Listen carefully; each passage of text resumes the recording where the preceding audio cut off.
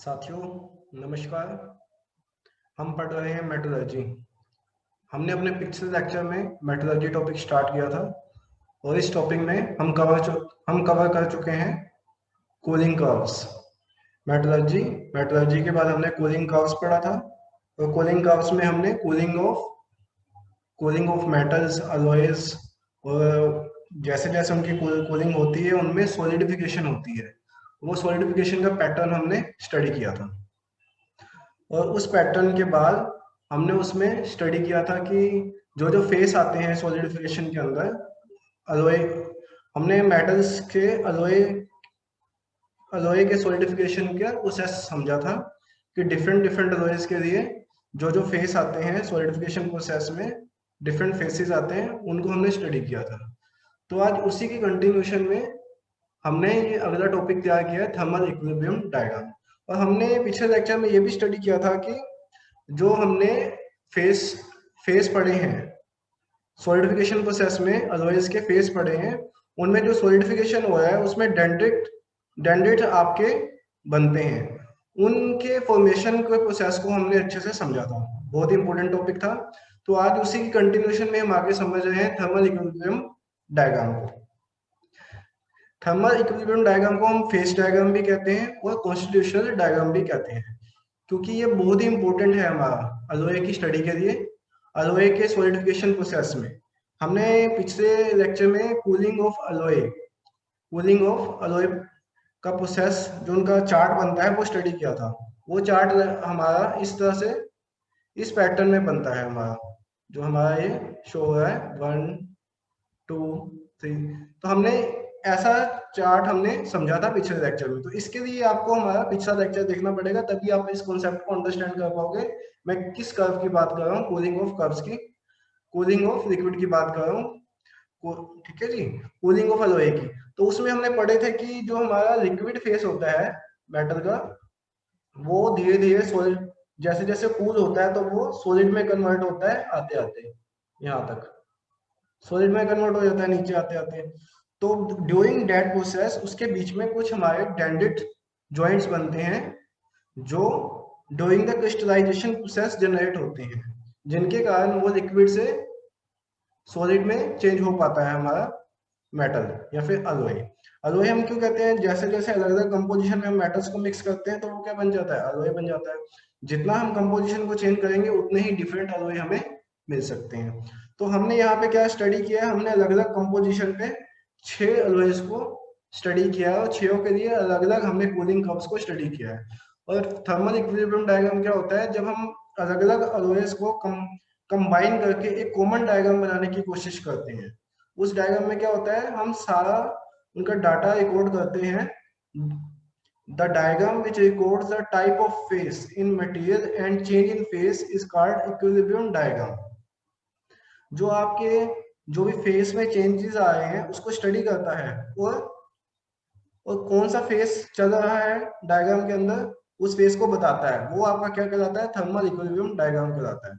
अब जैसे ये देखिए, हमने इन छः के छः प्रोसेसेस से लेके 6 लाइनें पैरेलल लेके हमने कॉमन पॉइंट्स लिए हैं और उससे हमने कंबाइंड ग्राफ बना दिया है, कंबाइंड डायग्राम बना दिया है, जिसको हमने नाम दे दिया थर्मल इक्विलिब्रियम डायग्राम। इस डायग्राम में क्या होता है, बेसिकली 2 लाइनें होती हैं, लिक्विडियस लाइन, सॉलिडस लाइन। और जो इस लाइन से ऊपर का पोर्शन होता है वहां पे आपका जो मेटल होता है वो लिक्विड फॉर्म में होता है, और जो इससे नीचे होता है वो आपका सॉलिड फॉर्म में होता है, जो रेडी होता है सॉलिड होने के लिए, सॉलिड फॉर्म में कन्वर्ट होने के लिए तैयार होता है।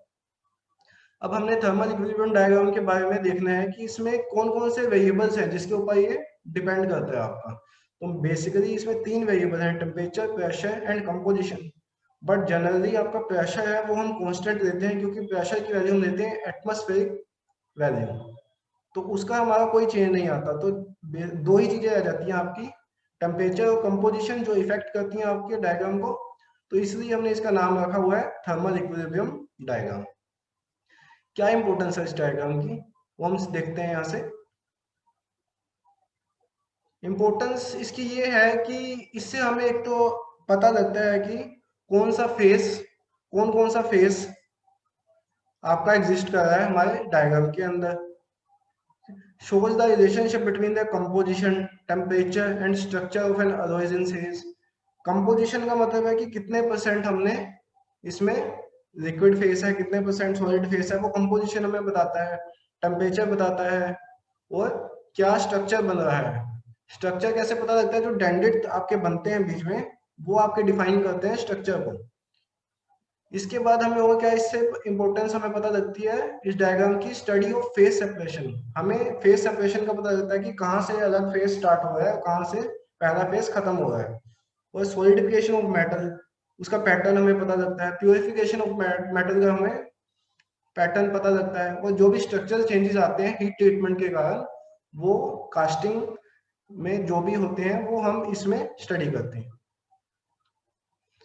और इसके साथ हमें हेल्प होती है कि जो लिक्विड लाइन होती है और जो सॉलिडस लाइन होती है उसको ड्रा करने में, जो मैंने आपको दिखाई थी पीछे डायग्राम में, वो लाइन को ड्रा करने में हेल्प होती है।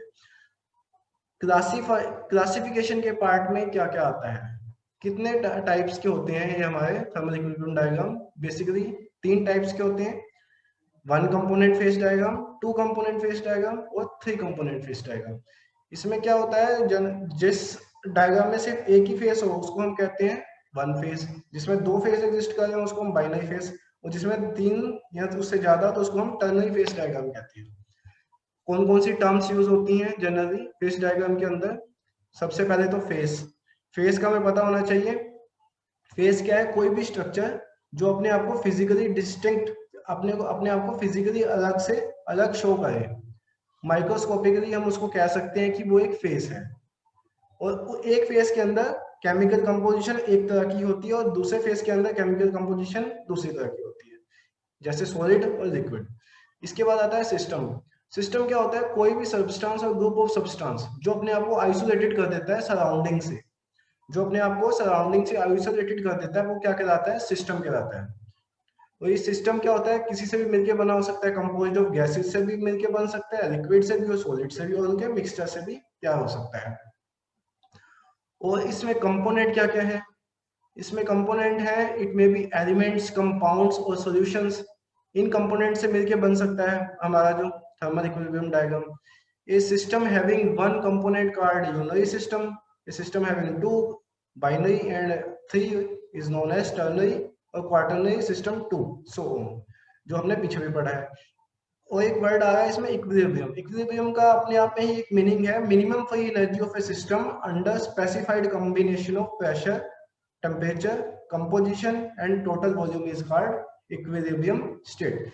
मींस एक मिनिमम एनर्जी चाहिए हमें सिस्टम को, एक अंडर स्पेसिफाइड कॉम्बिनेशन। कॉम्बिनेशन किस किस चीज का? टेम्परेचर का, कंपोजिशन कितने परसेंट उसमें अलग अलग वैल्यू होनी चाहिए फेसेस की, तो and total volume, combinedly known as equilibrium state. और इसके मेन फीचर क्या है इक्विलिब्रियम डायग्राम के?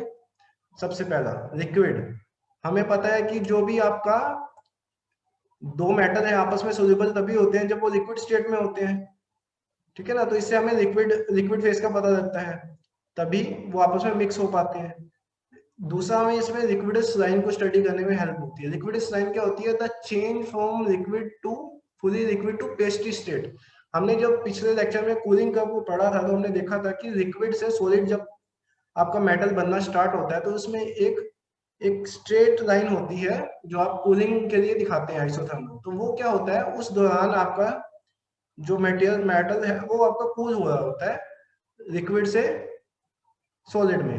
तो उस दौरान उसकी लिक्विड से सॉलिड में कन्वर्जन के बीच में एक पेस्ट बनती है। उस पेस्ट को उस वो पेस्ट स्टेट होती है। Above the liquidus line the alloy is liquid and below this आपका अलॉय होता है वो सॉलिड होता है। Liquid and solid, the alloy is in pasty form, there are 2 phases, one liquid and solid. Solidus line, इससे हमें solids line का भी पता लगता है। सॉलिडस लाइन क्या है? जब पहले लिक्विड से पेस्ट बना और पेस्ट के बाद क्या बनेगा? सॉलिड बनेगा। The change from pasty to solid, below the solidus line the alloy is cooling and solid, this is the end of solidification. Solid line हमें ये बताती है कि उससे नीचे का जितना भी एरिया है वो हमारा प्योर सॉलिड मटेरियल है। उसके ऊपर भले ही थोड़ा पेस्ट हो सकता है, बट जितना भी नीचे का एरिया है सॉलिड लाइन का, सॉलिडस लाइन का, वो सारा क्रिस्टलिन मटेरियल है आपका। और इसके बाद हमें सॉलिड का पता लगता है कि जो अलॉय है वो सॉलिड फॉर्म में है।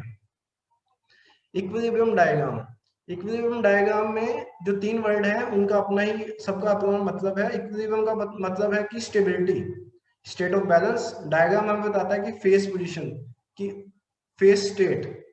It indicates the faces the alloy is at different temperature, different different temperature पे कौन से फेस हैं उस दौरान, उसका हमें पता लगता है। और फेस क्या है, phase are defined as the regions that differ from one another on an equilibrium diagram. Phase क्या है, जो अपने आप को केमिकली डिस्टिंक्ट शो करते हैं फ्रॉम अदर फेस, उसको हम कहते हैं फेस, जैसे सॉलिड और लिक्विड। अब the meaning of the term equilibrium, equilibrium का क्या मीनिंग है? Equilibrium refers to balance existing in a system. एक अपने आप में एक बैलेंस को बना के रखने को हम कहते हैं इक्विलिब्रियम।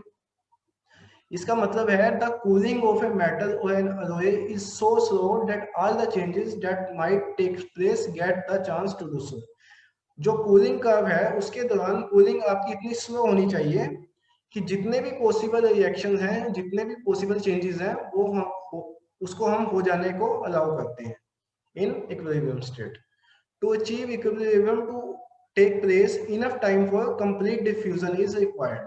क्या क्या है, इक्विलिब्रियम को अचीव करने के लिए डिफ्यूजन की जरूरत पड़ती है। डिफ्यूजन क्या होता है? डिफ्यूजन है आपका, डिफ्यूजन एक प्रोसेस है जिसमें सब्सटेंस स्प्रेड करता है अनदर सब्सटेंस के बीच में, अनदर सब्सटेंस के एटम्स के बीच में एक स्पेशल मैनर में। और वो मैनर कौन सा है? Higher concentration to lower concentration. देखिए डिफ्यूजन इन अ वैक्यूम, उसका आपको एक पैटर्न दिखा रहे हैं कैसे होता है वैक्यूम के अंदर डिफ्यूजन कैसे होता है। ये देखिए हायर कंसंट्रेशन है इस बॉक्स में और दूसरी तरफ आपकी लोअर कंसंट्रेशन है। आपका जो पार्टिकल्स एटम के वो डिफ्यूज कर रहे हैं इस तरफ आपके। ऐसे ही डिफ्यूजन सॉलिड्स में कैसे होती है? Diffusion from lower concentration to higher concentration to lower concentration. इसमें आपके लेफ्ट से राइट में मूव करते हुए दिखाई दे रहे हैं एनिमेशन से आपको डिफ्यूजन हो रही है सॉलिड में।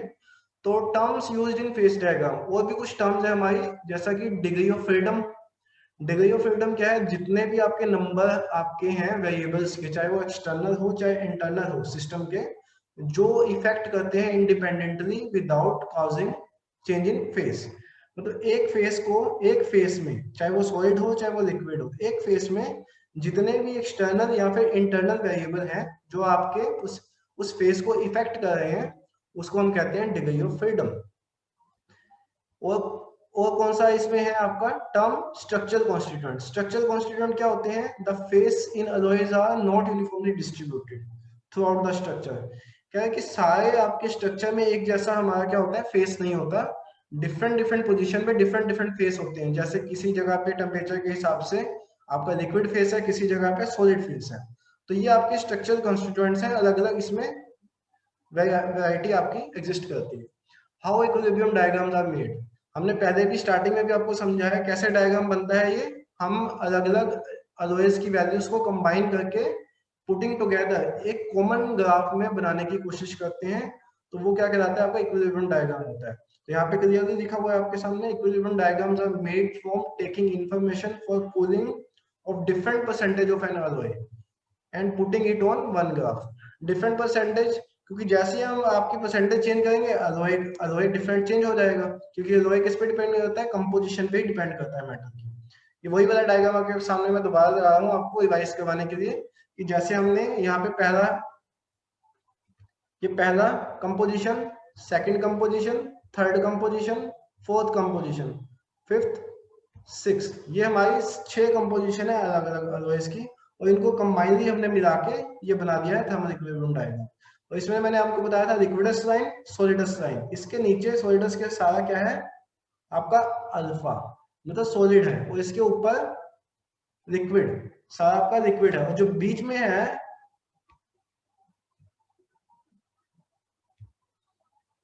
जो बीच में आपको ये दिखाई दे रहा है एरिया, ये आपका पेस्ट्री सॉल्यूशन बनाता है इस दौरान। यहाँ पे आपका सॉलिडिफिकेशन हो रहा होता है इन द प्रोसेस।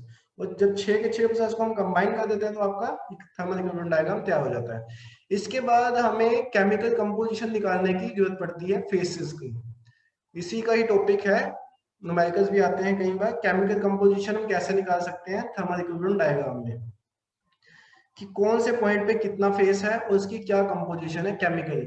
तो इसके लिए क्या करते हैं, हम कैसे निकाल सकते हैं, इसके लिए हम to determine the actual chemical composition हम क्या करते हैं, एक स्ट्रेट हॉरिजॉन्टल लाइन ड्रा करते हैं, स्ट्रेट हॉरिजॉन्टल लाइन। यहां मैं आपको दिखाता हूं, ये लाइन देखिए, एम से ओ तक, एम से ओ तक जो एक डॉटेड लाइन है स्ट्रेट, ये क्या है हमारी स्ट्रेट हॉरिजॉन्टल लाइन, और ये टच करती है बाउंड्रीज को, लिक्विडस लाइन की बाउंड्री को सॉलिडस लाइन की बाउंड्री के साथ टच करती है, और ये लाइन क्या कहलाती है, टाई लाइन कहलाती है। और ये हमें बताती है, ये लाइन हमें बताने में हेल्प करती है कि केमिकल कंपोजिशन ऑफ फेसेस कैसे बताने में हेल्प करती है, आगे हम देखेंगे। इसके लिए एक रूल होता है रिवर्स रूल, हम आगे पढ़ेंगे उसको।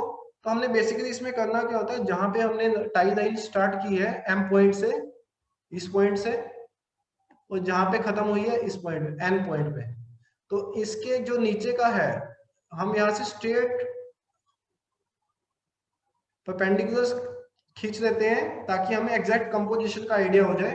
जैसे बी साइड पे क्या है, 10 है और 26 है, तो हमने देखो यहाँ पे यूज किया है 88 20 बी, 98 10 बी और 74 26 बी, ये आपके कंपोजिशन ही है। ये बताया है कि पर्टिकुलर कंपोजिशन पे कौन कौन से फेस एग्जिस्ट कर रहे हैं। जैसे for example 80 A 20 B point पे क्या है आपका, दो फेस आपके एग्जिस्ट कर रहे हैं, लिक्विड प्लस सॉलिड। और जो 90 A और 10 B जहां पे आपका कंबाइन होगा, वहां पे क्या होगा, आपका सॉलिड सोल्यूशन है, सिर्फ अल्फा है, नीचे नीचे है ना लाइन के सिर्फ। और जो आपका 74 A और 26 B जहां पे आपका ज्वाइन होके बनेगा, वहां पे क्या है, सिर्फ लिक्विड सोल्यूशन आपका बनेगा। तो इस पॉइंट का हमें ध्यान रखना है केमिकल कंपोजिशन को स्टडी करने के लिए। अब हमारे पास relative amount of each phase, ये है आपका रिवर रूल, जो मैं आपको बात कर रहा था। रिवर रूल क्या होता है, रिवर रूल होता है द वर्टिकल लाइन, इसमें हम क्या करते हैं, एक वर्टिकल लाइन ड्रा कर देते हैं बीच में, विच divide the horizontal line into two parts. जो भी हमने हॉरिजॉन्टल लाइन खींची है, टाई लाइन, उसको इक्वली डिवाइड करने के लिए बीच में हम वर्टिकल लाइन ले लेते हैं। तो इस लाइन का क्या काम है, this vertical line intersects the horizontal line may be considered as the fulcrum of a lever system. ये लाइन एक्ट करती है एज ए फल्क्रम, इसलिए हम इसको कहते हैं रिवर्स रूल। ठीक है, ये फल्क्रम क्या करता है आपका, इस लाइन को बराबर दो हिस्सों में डिवाइड कर देता है कंपोजिशन के अकॉर्डिंग। अब इस रिवर रूल का हम क्या यूज कर सकते हैं, इस रिवर रूल का हम आगे यूज करते हैं न्यूमेरिकल्स की कैलकुलेशन में, कि हम इसमें relative amount of each face, जब हमें ऐसे क्वेश्चन आते हैं कि आपको निकालना होता है कि कितना रिलेटिव अमाउंट है एक फेस का थर्मल इक्विलिब्रियम डायग्राम में, तो हम रिवर रूल का यूज करते हैं। जैसे एग्जांपल के लिए मैंने आपको दिया हुआ है, मैंने आपको लिक्विड और सॉलिड की परसेंटेज निकालने को बताया, पूछा है इसमें, इस क्वेश्चन में मैंने आपको लिक्विड और सॉलिड की अलग अलग परसेंटेज निकालने को पूछा है। तो इसको हम कैसे निकाल सकते हैं, हम रिवर रूल का यूज करके पहले हम एक टाई लाइन लगाएंगे एम से एन, और फिर एक बीच में फलक्रम लगाएंगे, और रिवर रूल के अकॉर्डिंग हम कैलकुलेशन कर देंगे। देखिए लिक्विड परसेंटेज कैसे निकलेगी, हमने पढ़ा है कि जो आपकी एम से एन का एरिया है, मतलब जो आपका इस लाइन से फलक्रम लाइन से लेफ्ट में है, वो क्या है आपका लिक्विड है, वो सारा क्या है लिक्विड है, तो वो कहां तक है, एम से एन तक। और जो पूरा है वो क्या है, एम ओ, तो लिक्विड का एरिया कितना है, M N upon M O, ये तो आ गया आपका लिक्विड परसेंटेज। तो एम एन की वैल्यू नीचे से देखेंगे 10 से 20 तक, 10 है आपकी कंपोजिशन, और टोटल थी 10 से 26 16, तो जब हम उसको डिवाइड करेंगे तो आ जाएगा हमारा 62.5%। सिमिलरली हम सॉलिड की कंपोजिशन को निकाल सकते हैं। सॉलिड कौन सा हाफ है, जो हमारा फलक्रम का पीछे वाला हिस्सा है, वो क्या है, सॉलिड। यही होता है आपका फलक्रम का बेनिफिट। फलक्रम से हम पता लगा सकते हैं, फलक्रम आइडेंटिफाई करने के काम आता है कि इसका एक साइड का लेफ्ट का जो पोर्शन है वो सॉलिड लिक्विड होता है, और जो राइट का पोर्शन होता है वो सॉलिड होता है। तो इसके हिसाब से हम अपनी सॉलिड और लिक्विड की परसेंटेज निकाल सकते हैं फॉर्मूले में पुट करके। अब सॉलिड पार्ट कहाँ था, NO अपॉन टोटल, टोटल क्या था, MO टाई लाइन, तो उसको हम वैल्यू को लिखेंगे 6/16, वो हमें बता देगी कंपोजिशन सॉलिड की। तो ये था गाइस कि कैसे हम अपना रिलेटिव अमाउंट निकाल सकते हैं with the help of lever rule. तो that's it for the today's lecture. I hope आप सबको